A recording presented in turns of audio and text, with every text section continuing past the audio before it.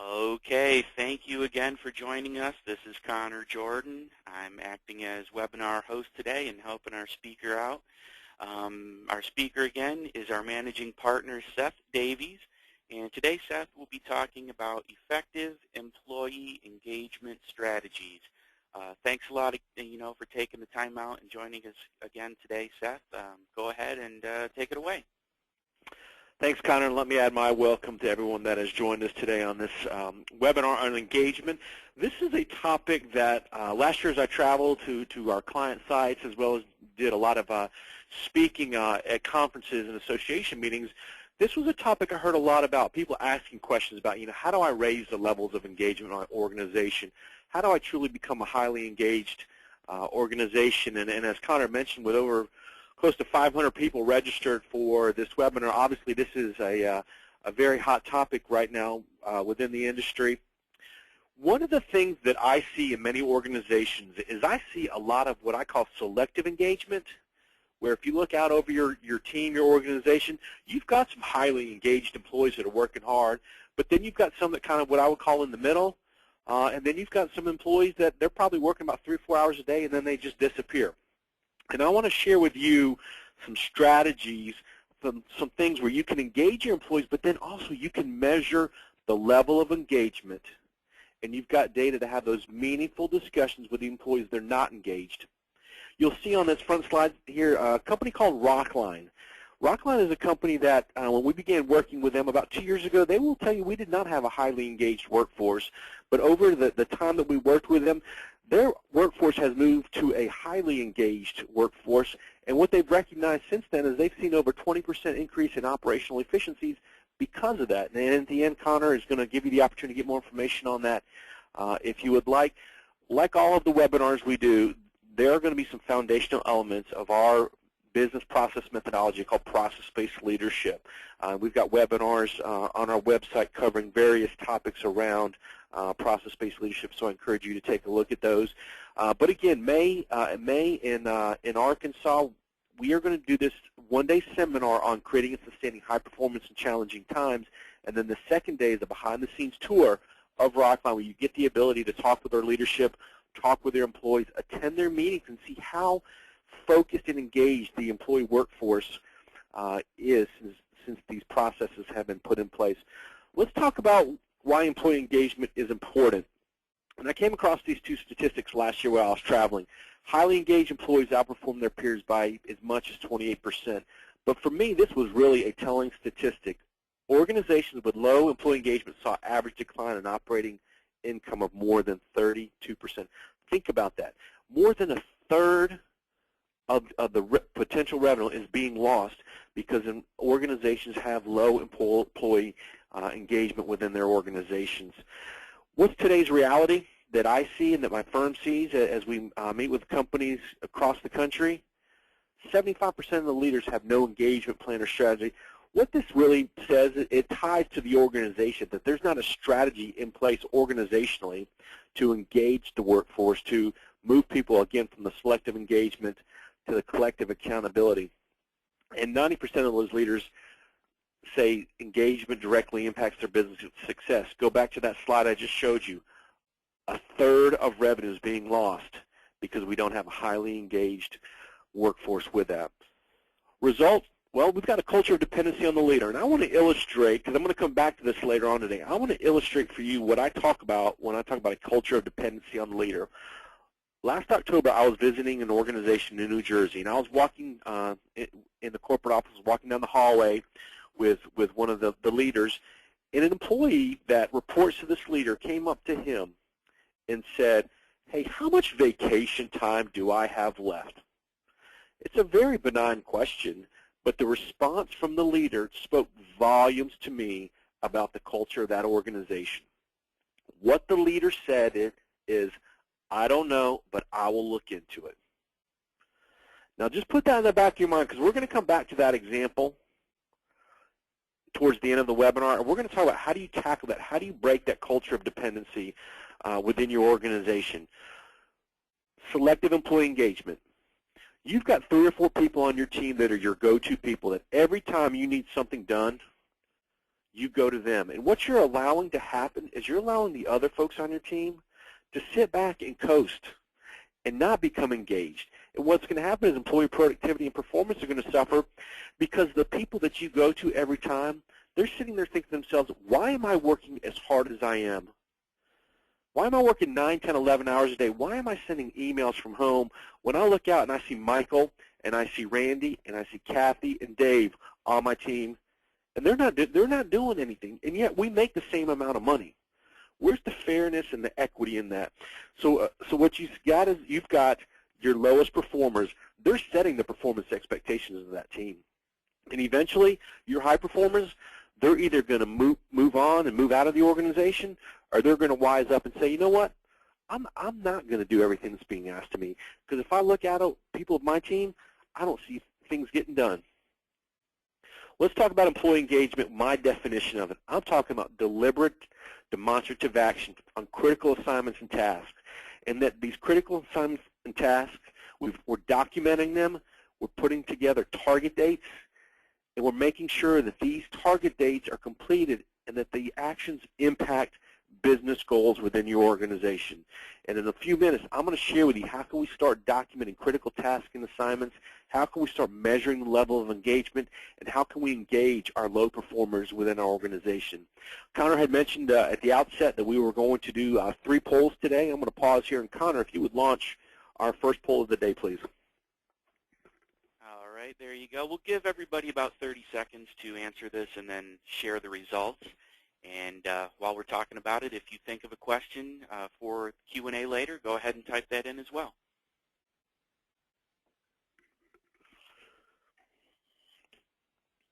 Okay, about 10 more seconds here.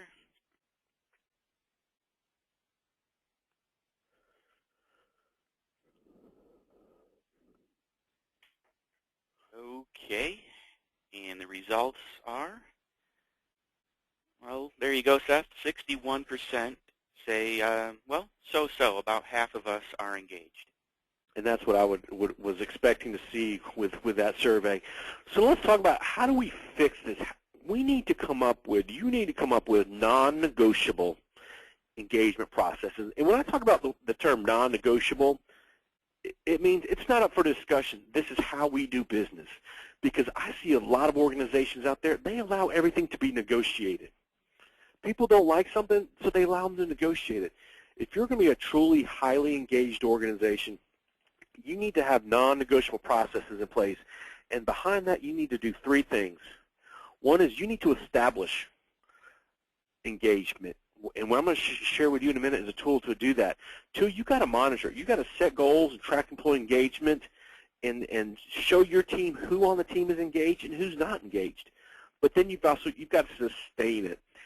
And what I'm talking about here, and you'll see the term routine public recognition, I'm not talking about coming together on a monthly or quarterly basis and having a town hall meeting and passing out T-shirts and coffee mugs to employees that have done a quote-unquote great job. I'm talking about on a weekly basis, attending weekly home team meetings as a leader, going to these team meetings and providing recognition for employees that are engaged, that are exhibiting the behaviors that are help moving the business forward.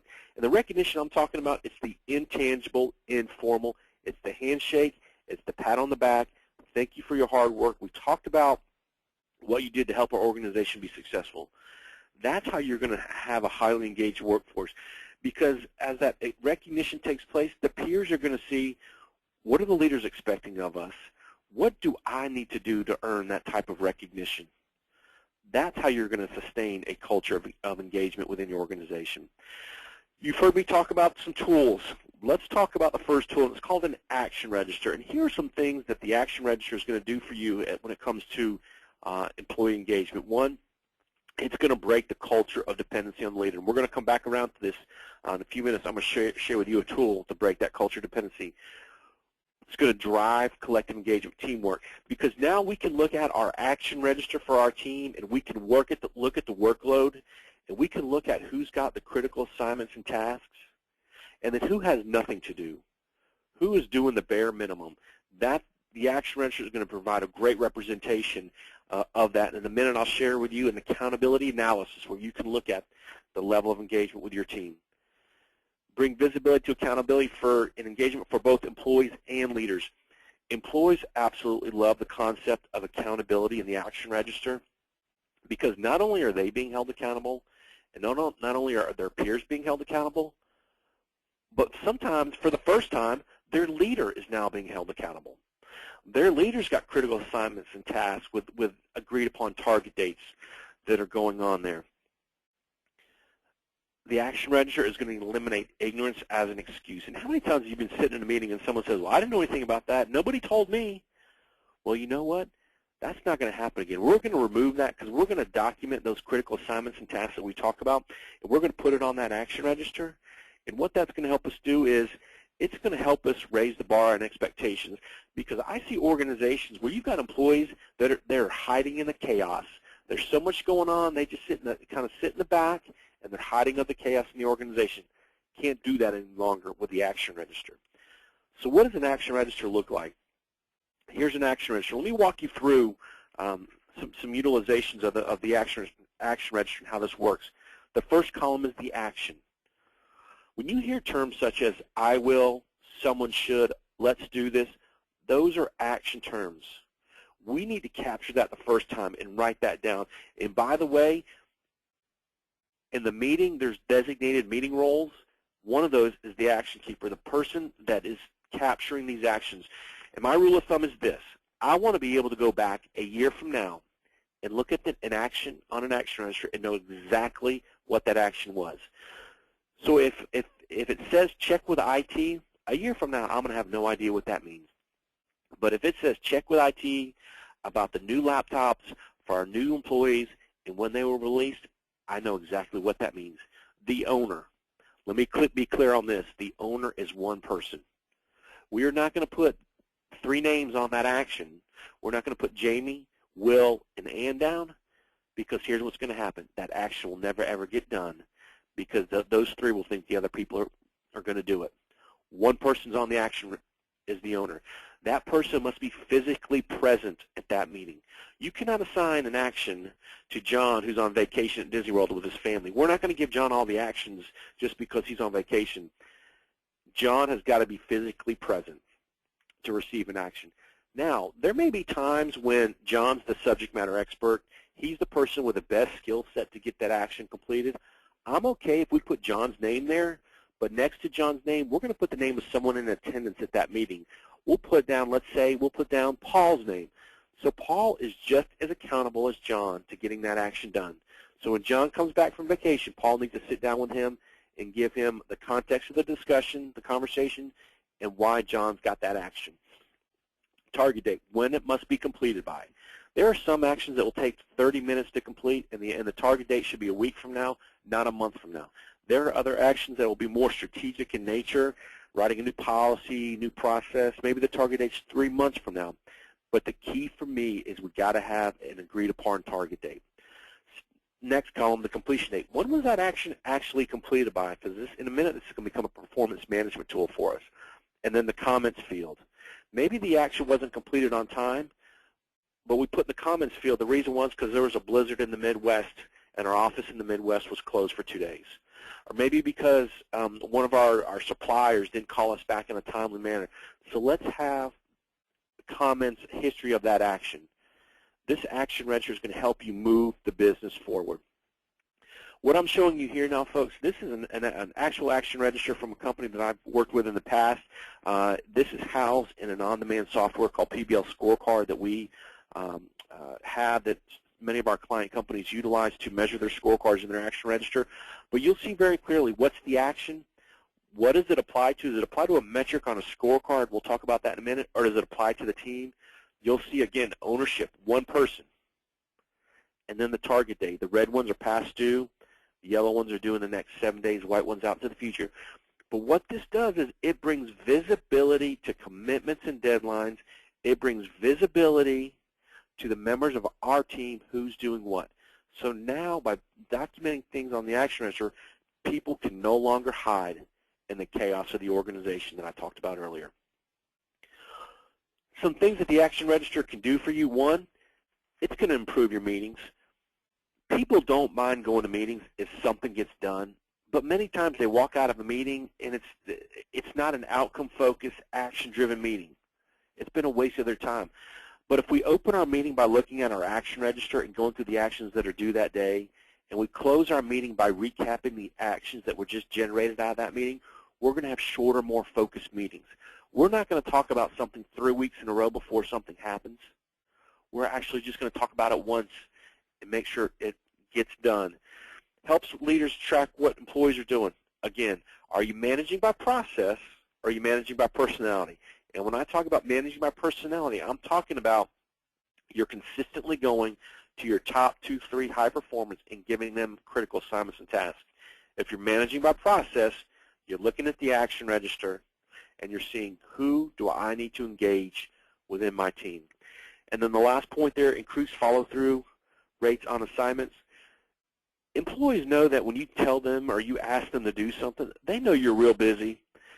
The likelihood of them following through on an action is low because they know you're not going to follow up. But if we put it on the action register, again, we got visibility to commitments and deadlines within our team.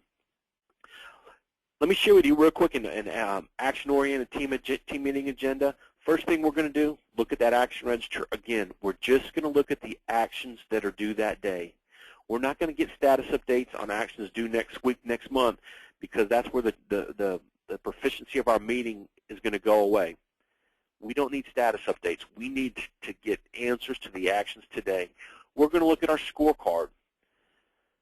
If you think about your organization, what's the only thing you have in common with the people around you?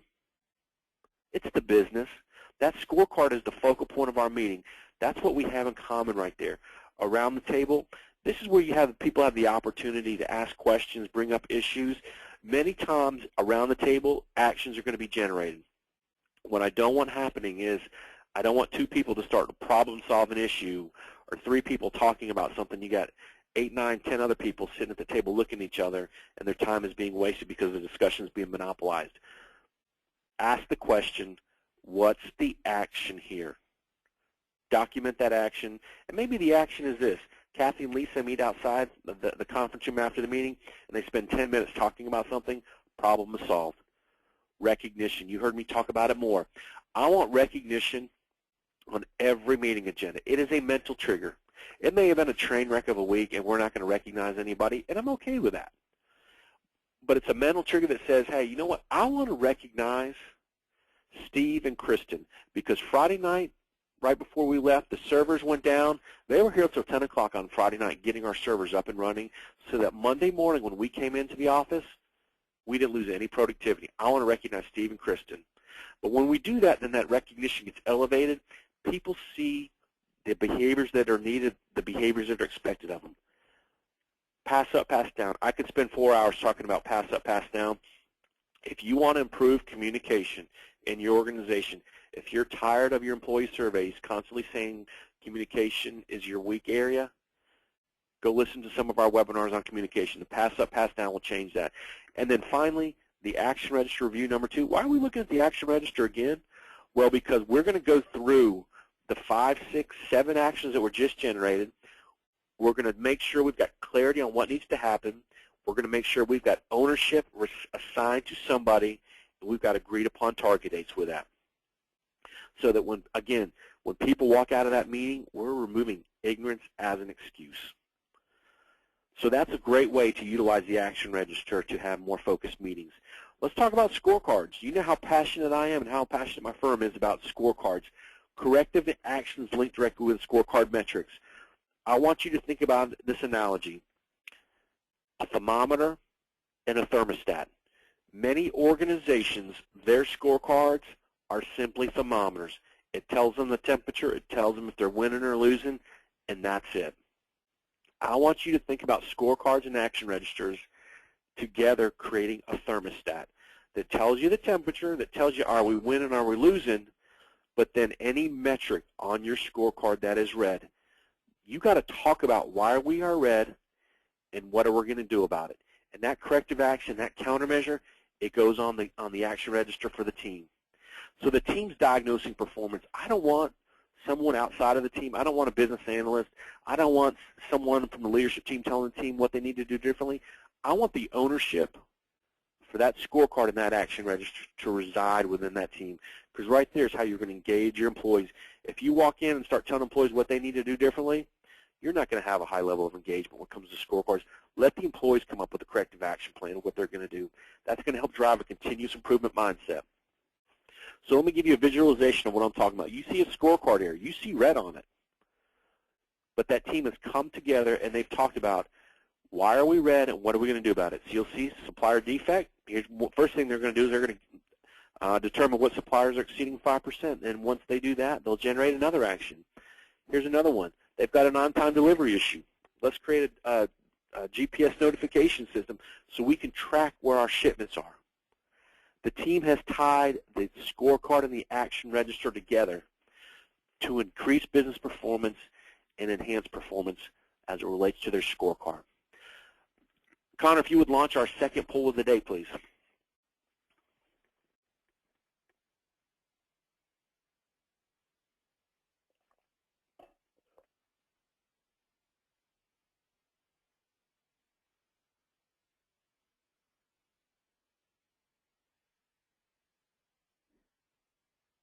Okay, everybody, again, thanks. We've got about 10 more seconds here, and if you do think of any great questions, type those in now. We've collected a couple of dozen so far, and they're looking real interesting. Okay, and here you go, Seth, with the results. Kind of a good mix. The top one is 33% said, we use a different tool and it works well. Looks like we have a typo there. But second place, we have nothing like this for tracking engagement, 30%. Okay, thanks. Folks, let's go back to my example at the very beginning about the company in New Jersey and the employee asking about how much vacation do they have. I want to introduce you to this tool called the Personal Action Register. It's a modified version of the Action Register I just showed you. But what this Action Register does, it's going to empower employees to solve their own issues. It's going to break that cycle of dependency, and it's going to provide an opportunity for coaching. And let me play this through for you. Remember what the leader said. The leader said, I'll look into it. And what's going to happen is about 5 seconds later, that leader is going to forget about looking into the employee's vacation issue. Organizations that we have introduced this concept to, this Personal Action Register, have seen a great decline in the cycle of dependency upon the leaders.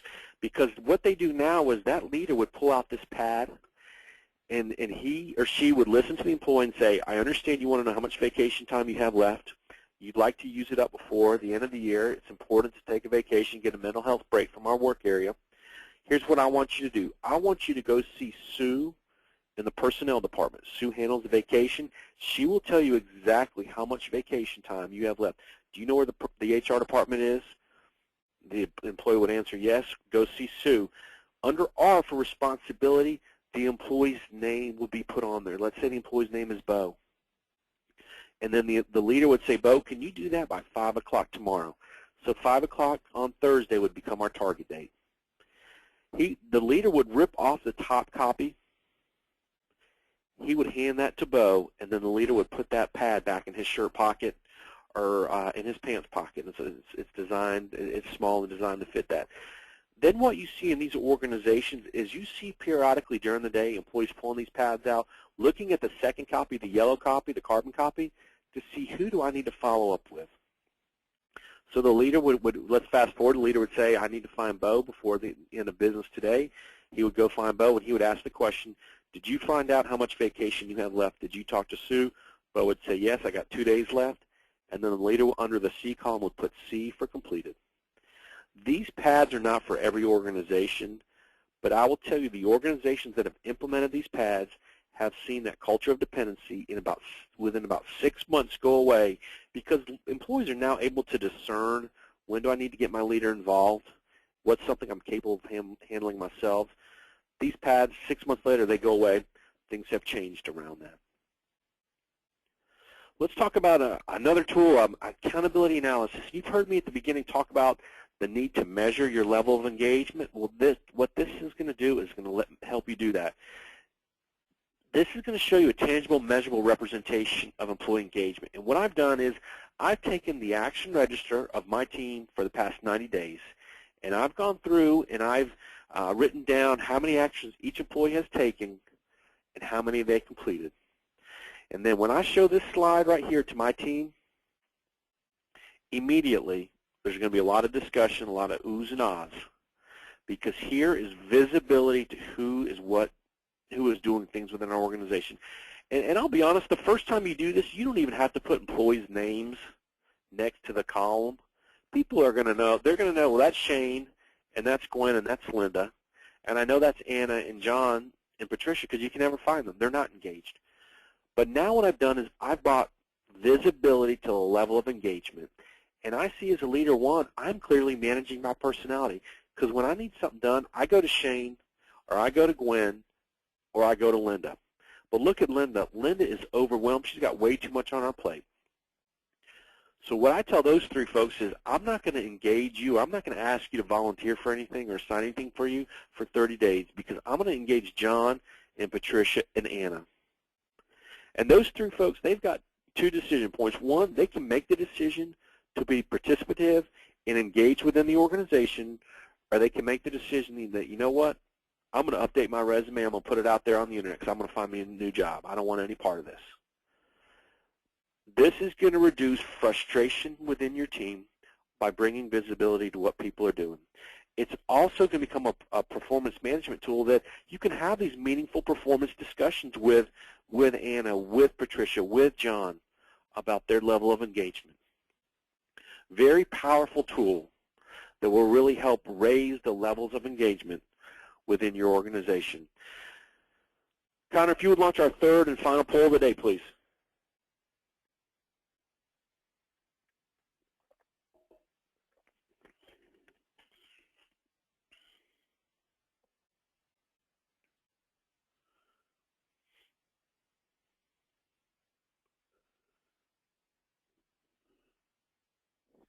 Okay, we've got about 10 more seconds here, and then we'll share the results again for you.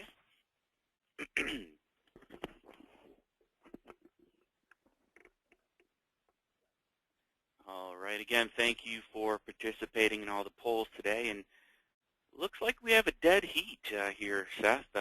People like the action register, they like the accountability analysis chart, or they say, hey, give me all three. Right. Folks, let me wrap this up. We've got a short time left. I introduced you to a tool called the Action Register. Employee engagement will increase because you're going to have more meaningful meetings. Your meetings will become shorter, more focused because they're action-driven, outcome-focused. You're only talking about something one time. Tie it to your scorecard. Move your scorecards from thermometers over to thermostats. The accountability analysis will help you raise those levels of engagement. The personal action register, you're going to empower employees to solve their own issues. They'll feel good about the ability to go out and solve their own issues.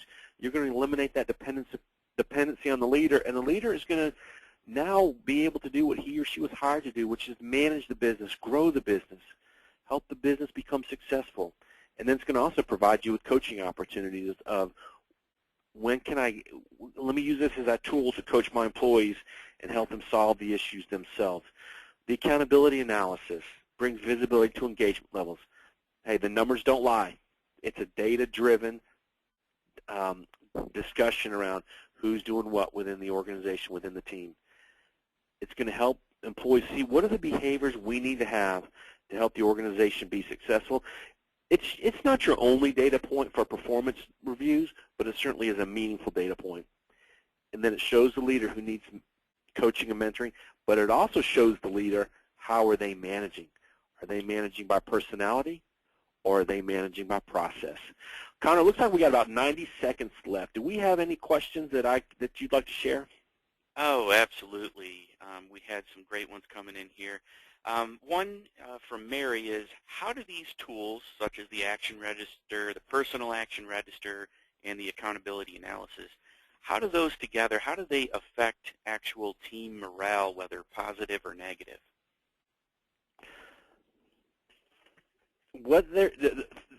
Affecting team morale negative, that's going to be from your low performers, the people that aren't doing anything.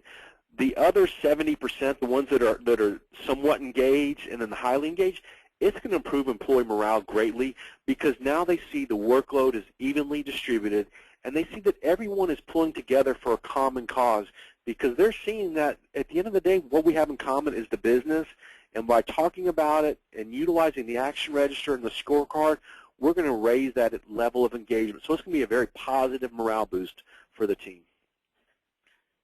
Okay, and another one here quickly would be, what should a manager do if someone has an action assigned, but they keep asking for extensions? Multiple times they want extensions on that due date. Yeah, that's a great question, and you're going to have employees that are going to push the envelope. They're going to try just to keep pushing the action out, the target date out, and eventually hope that you'll forget about it or it'll just go away. When you've got an employee that comes into your office and for the 6th week in a row they're trying to change the target date, they better have a pretty good reason, because what I would tell you to tell them is, this action is critical to the business, and I don't care if you have to spend the weekend here at the office, this action's got to be done before our meeting on Monday. Many times that is where accountability falls apart, is when it goes back to what I said before. We allow everything to be negotiated instead of being non-negotiable. Folks, thank you for your time. Remember, every Tuesday morning, 11 Eastern, we send out our weekly management tips. Next month in March, we're going to talk about frontline leadership fundamentals and share with you some really good information that we've put together based on some surveys. Remember, the exit survey Connor is going to launch. If you're interested in Rockline, in learning more about how to create and sustain high performance in an organization, but then see a company that actually utilizes it and talk with their leadership, make sure you check that information. Folks, thank you very much for your time. I look forward to being with you again next month on Frontline Leadership Fundamentals. Bye-bye.